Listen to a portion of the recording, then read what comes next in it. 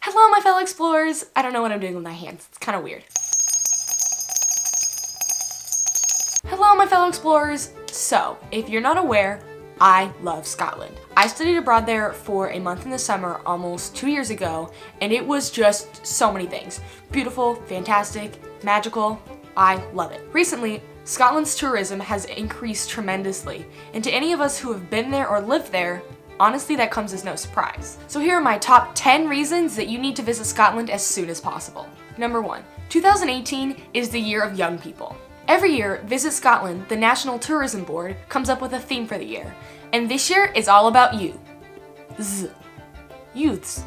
You guys get it. This means that events all across the country throughout the entire year are geared around us. That is my roommate vacuuming. I hope you guys can't hear that. I'm gonna close the door really quickly. I don't think that actually made a difference. Oh well. Even though technically the young people concept also is focused on kids as well, there's still plenty of things to do that are focused on young adults. Young adults. From comedy, music, and art festivals to things like TED Talks and Comic-Con in Glasgow, there's honestly going to be something for everyone. Reason number 2. The entire country is basically a national park. So, I'm about to learn you a thing or two. So anyone who knows anything about the creation of national parks knows that American President Teddy Roosevelt was very important in creating them. But what a lot of people don't know is that Scottish dude John Muir, M-U-I-R, he was also played a very integral role in starting the national parks in America. But weirdly enough, Scotland was actually one of the last, if not the last country to ever get any national parks. The only 2 official national parks that Scotland has were created in 2002 and 2003. So these 2 national parks, plus all of the Highlands, basically make this entire country one gigantic green playground for hikers and wildlife alike. Because, reason 2.5, Scotland has a law that's nicknamed the right to roam. This law basically allows the public to cross most of the land and most of the inland water, basically meaning lochs and lakes, without permission, as long as they do so in a responsible manner. But there are exceptions to this. You can't just go up to someone's home and just stay in their house. You can't just trespass in people's residential property. But essentially, as long as you respect and maintain the land, you can walk through it. You can camp through most of it. But just before you go and just wander willy-nilly, just check the specific rules. But essentially, the whole country is your oyster. All of this together means that so much of what makes Scotland so magical won't cost you a penny. Reason number 3, the amount of movie locations in this country are insane. Let me just name you a few. Scotland and some of the other James Bond movies, Braveheart, Monty Python, everyone's favorite rom-com Maid of Honor, Trainspotting 1 and 2, so much of the Harry Potter franchise, but that's a reason I'm gonna get into a little later.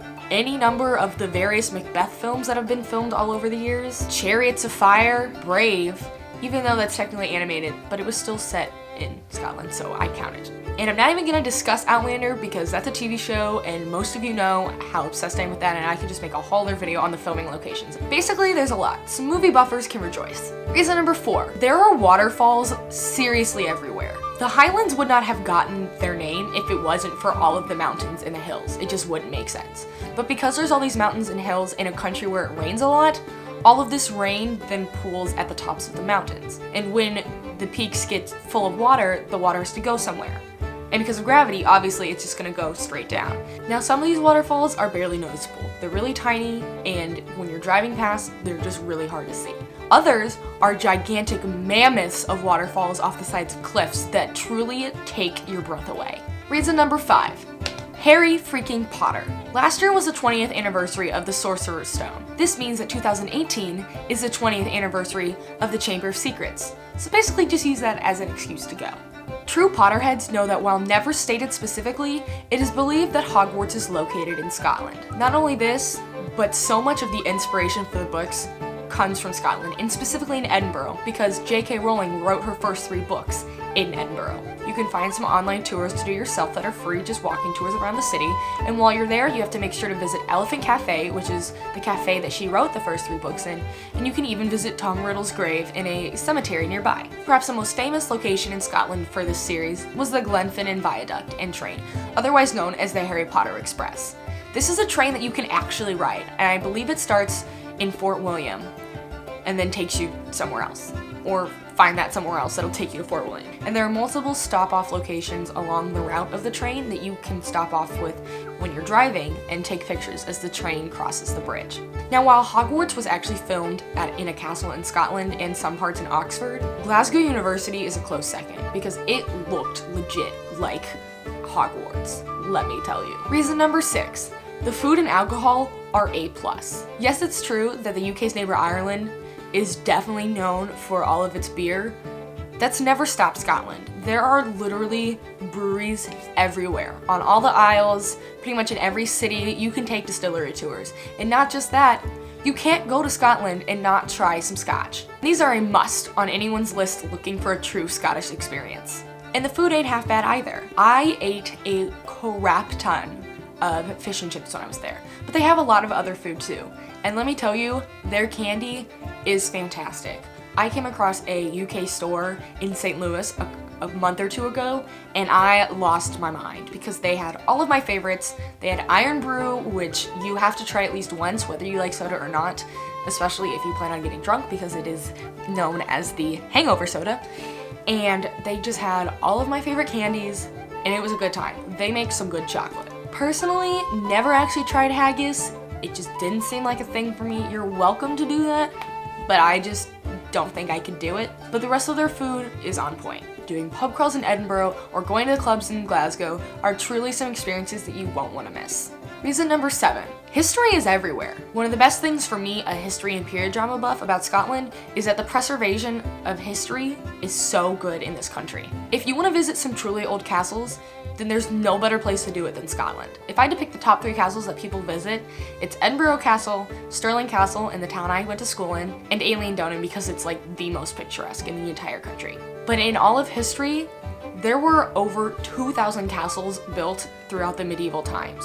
Now, all of these don't completely exist today. A lot of them are in ruin or completely gone, but there are still hundreds that you can visit today. There's even a castle trail in Aberdeenshire, which you literally take to visit 19 different castles on one hiking trail. Aside from castles, there's tons of other history to learn about this country. Through my obsession with Outlander, I was able to really learn and dive into the history of this country, especially in the 1700s with the Jacobite Rebellion. I was able to see the physical relics and monuments and items from these events that transpired and really put it into context. The clan system in general is just a fantastic example of how much history and ancestry is important to the people of this country. Reason number 8, even though it's a country so clearly seated in their history, they are still a very forward-looking country. When you visit Edinburgh, you kind of really only focus on the Royal Mile and the palace at the bottom and the castle at the top and how old that city looks. But when you go to Glasgow, it's a completely other experience. Yes, it still has some of its older buildings, and some of these older buildings are used for monuments and city hall and stuff like that. But it is a very modern city. It has tons of shopping, great modern art, modern museums. The tallest building in the entire country is in Glasgow. Even older places like the University of Glasgow have been building on and building more modern, newer buildings. Scotland's Forth Bridge, not the number 4, but FORTH Bridge, is truly a sight to behold. When the bridge was first built in the late 1800s, it was the longest bridge in the world of its kind. And since the 1960s, Scotland has greatly been increasing the number of people they've been letting into their higher education. It used to be that only people from wealthy families and long lines of families going to these schools could get into universities. Since the 1960s, they've been building newer, modern schools all over the country to let more masses get better education. And that's one of the schools I went to. Reason number 9. Can I count? That's 8. Reason number 9. Scotland's tourism is increasing really rapidly. Not only is the number of international tourists coming to visit the country greatly increasing, but a lot of Scotland's own people are having staycations and traveling around their own country as well. Part of the beauty of Scotland is that you're able to breathe and to explore and to not feel consistently overcrowded. There are other countries in the world that this is no longer the case. They became major hubs of backpackers, and then more of the masses started joining in. And that some of the most beautiful places in the world now are so overcrowded with people that you hardly notice the beauty, but you can only focus on the overcrowdedness and the sweatiness of just being so tightly compacted around people and the noise of it. But that's what's so great about Scotland is right now, if you want to go up to the Highlands, you can breathe, you can hear yourself think, you can get pictures with just you in the photo. And that doesn't happen in a lot of other countries anymore. So if you want to be a hipster backpacker and go travel in Scotland, do it now before it becomes too crowded. I don't ever think it's going to get quite to the level of popularity that the Southeast Asia is, because part of the popularity of that is that it's tropical, whereas Scotland will never be tropical. But it could still reach a very popular point. And by the looks of the way that the tourism is increasing there, this could happen fairly quickly. Reason number 10. So finally, after all the 9 reasons that I just listed, it's no wonder that Scotland was voted the most beautiful country in the world by the readers of Rough Guide last year. This country is truly a green wonderland for all who have visited it. From the bustling cities to the magical highlands, I promise you that there is something for everyone here. So that is all that I have for you guys today. Thank you guys so much for watching, and I really hope you enjoyed this video. If you are interested in learning more about what I did when I traveled there and studied abroad there, or just learn about Scotland more in general, you can watch my entire playlist of vlogs from my time there in the eye above, or I'm also going to put it in the description below. Comment below which of the 10 reasons that I just listed is your favorite, or if you have a different favorite reason why you've been to Scotland or want to go. I promise you that I read every comment and I respond back 99% of the time. Please make sure to subscribe, and also go follow my new travel Instagram. I used to make my Instagram my personal account, The Best of StephX, but now my new travel one is The Best of StephX, so you guys should make sure and go follow that. I'm trying to post a new travel photo from my mini travels every day on that Instagram, so please make sure to follow that and give my new Instagram some love, and I will see you guys next time. As always, happy exploring.